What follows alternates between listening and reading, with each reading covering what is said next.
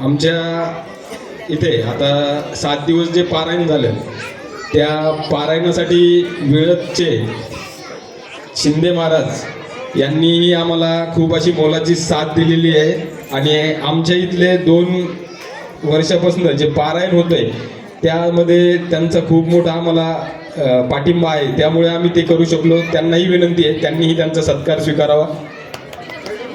अतितकर काका तुम्ही त्यांचा सत्कार.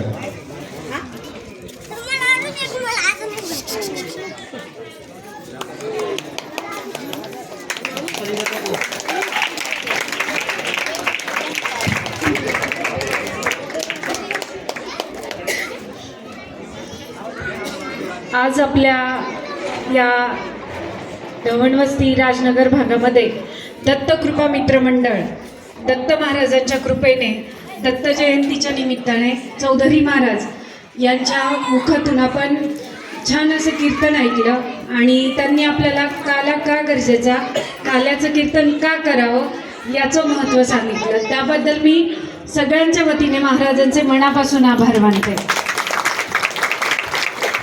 तसेच दत्तकृपा मित्रमंडळ त्यांचेही मनापासून आभार मानते की तेही आम्हाला कंटाळत नाही, आम्हीही त्यांना कंटाळत नाही.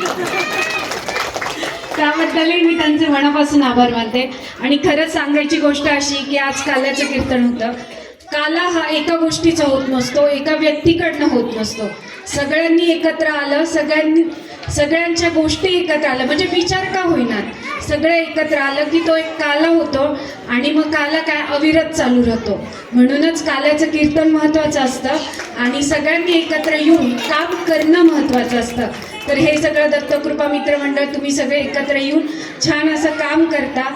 तरुण मंडळी मोठ्यांच्या हाताखाली छान असं काम करता, मोठे त्यांना समजून घेतात आणि तरुण मंडळी त्यांचं ऐकतात. आता तेच अनुकरण त्यांची पुढची पिढी जे छोटे आहेत तर ते पाहतात आणि नक्कीच हे काम पुढे चालू राहणार. हेच महत्त्वाचं असतं आणि म्हणूनच असे सामाजिक, सांस्कृतिक आणि धार्मिक कार्यक्रम आपल्या भागामध्ये करणं गरजेचं असतं. आता आम्ही नेहमीच राजकीय भाषणात बोलतो आम्ही हे करणार, आम्ही ते करणार. खरंच कामं होत राहतात आणि आम्ही करतोही आणि तुमचं समाधान व्हावं असं आम्हाला मनापासून वाटत असतं. परंतु समस्या संपत नसतात. एक समस्या म्हणजे आयुष्यच त्याला म्हणायचं, एक समस्या सुटली की दुसरी समस्या येणार आणि आपण त्याला तोंड द्यायचं. म्हणून समस्या संपत नसतात, पण नाती जपणं महत्त्वाचं असतं. तर ते खरं गरजेचं वाटतं. म्हणून आम्ही प्रत्येक वेळी जेव्हा तुम्ही बोलवतो तेव्हा इथे येत असतो आणि इथे आल्यावर तुम्ही जो मान सन्मान देता ते खूप महत्त्वाचं आहे. म्हणजे म्हणूनच मी म्हटलं की मान सन्मान द्यायला तुम्ही कंटाळत नाही आणि घ्यायला आम्ही कंटाळत नाही. इथल्या महिला भगिनींचे मनापासून आभार मानते की काल जो दत्त जयंतीचा कार्यक्रम झाला, दत्त जन्म झाला इथे, तर त्यावेळी सूत्रसंचालन माझ्या भगिनींनी केलं. मी फक्त महिला दिनाच्या वेळेस म्हटलं होतं की आपल्याला नेहमी महिला दिनांचा कार्यक्रम असो, महिलांचा कार्यक्रम असो, तर सूत्रसंचालन सगळे पुरुष मंडळी करतात, तर आपल्या महिला भगिनींना करायचं आहे. आणि त्याचं एक पाऊल तुम्ही दत्त जन्मापासून केलं तर तुमचे मनापासून आभार की थोडंसं का होईना ऐकलं तुम्ही. आणि आपल्याला महिला दिनालाही पूर्ण हातात कार्यक्रम घ्यायचा आहे. म्हणजे हे सामाजिक धार्मिक कार्यक्रम याचा उद्दिष्ट असा असतो की सगळ्यांनी एकत्र यायचं, सगळ्यांचे आचार विचार, यालाच कदाचित काला म्हणत असावा की सगळ्यांचे आचार विचार एकत्र आले, एकमेकांना समजून आणि चांगले आचार विचार जर एकमेकांना सांगितले तर त्यानेच आपली समृद्धी होत असते. विचारांची देवाणघेवाण केली तर आपल्या विचारात, आपल्या वृत्तीमध्ये वाढ होत असते. म्हणून हे सगळे कार्यक्रम होणे गरजेचं आहे.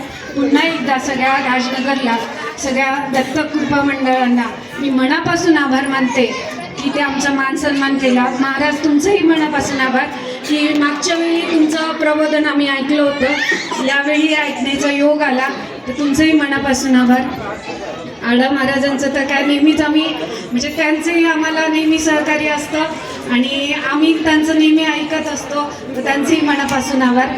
आणि माझे सगळ्या पितांसारखे असणारे आमचं ढवणवस्तीचं सगळं भजनी मंडळ की ते नेहमी आम्हाला प्रेरणा देत असतं आणि नेहमी योग्य मार्गदर्शन ही करत असतं की नाही तुम्ही असं केलं पाहिजे, तुम्ही तसं केलं पाहिजे.